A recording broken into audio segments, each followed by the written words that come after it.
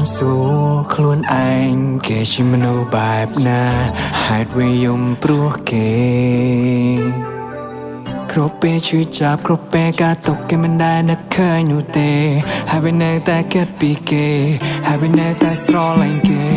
នាងធ្លាប់នេះយាយប្រាប់ខ្ញុំសន្យាថាមិនຕົកឲ្យរូបខ្ញុំរស់នៅម្នាក់ឯងទេ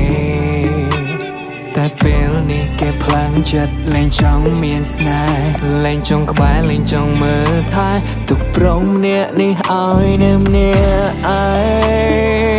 ងថាគេជាមនុស្សបែបណាខ្ញុំចង់ដឹងហើយvìខ្ញុំនឹកនាងខ្លាំងឡើងបំភ្លេចមិនបានគេជាមនុស្សម្នាក់ដែលមិនស្មងជាមនុស្សដែលក្បត់សន្យា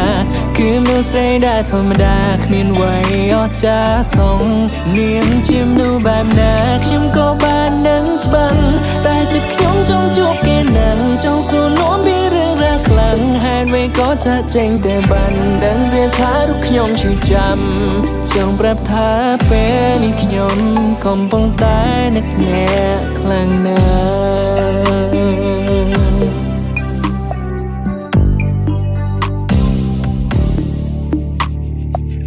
អង្គុយចាំទូរស័ព្ទគេសង្ឃឹមមានមេនឹងទេមកប្រាប់ថាចង់ជួបមុខទោះជួបហើយត្រូវការតុងក៏សុំចិនដែរឲ្យតែបានក្បែរជីវ៉ាទោះឈឺយ៉ាងណាក៏ព្រមតែគេជាមនុស្សបែបណាខ្ញុំចង់ដឹងហើយពេលខ្ញុំនឹកនាងខ្លាំងឡើងបំភ្លេចមិនបានគេជាមនុស្សម្នាក់ដែលមិនស្មងជាមនុស្សដែលក្បត់សន្យាគឺមនុស្សស្រីដែលធម្មតាគ្មានអ្វីអស្ចារ្យសងនាងជាមនុស្សបែបណាខ្ញុំក៏បាននឹងច្បាស់តែចិត្តខ្ញុំចង់ជួបគេនឹងចង់សួរនាំពីរឿងរ៉ាវខ្លាំងហេតុអ្វីក៏ចាស់ចេញតែបានដឹងទេថារូបខ្ញុំឈឺចាំចង់ប្រាប់ថាពេលនេះខ្ញុំកំពុងតែនឹកអ្នកខ្លាំងណាស់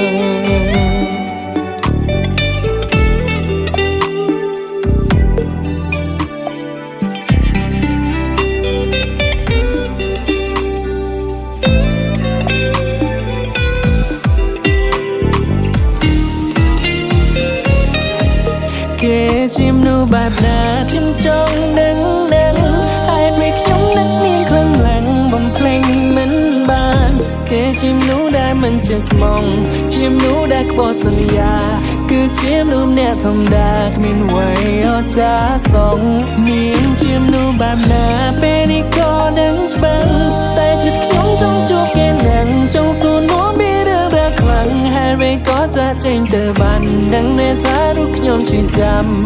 ចង់ប្រាប់ថាពេលនេះខ្ញុំកំពុងតែនឹកគេជាមនុស្សបែបណាខ្ញុំចង់ដឹង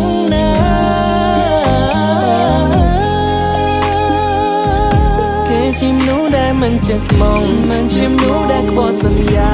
គឺជាមនុស្សម្នាក់ធម្មតាគ្មានអ្វីអស្ចារ្យសងនាងជាមនុស្សបែបណាពេលនេះក៏នឹងច្បាស់តែចិត្តខ្ញុំចង់ជួបគេនឹងចង់សួរនាំពីរឿងរ៉ាវខ្លាំងហើយរីក៏ចាក់ចេញទៅបានដឹងតែថារូបខ្ញុំឈឺចាំចង់ប្រាប់ថាពេលនេះខ្ញុំកំពុង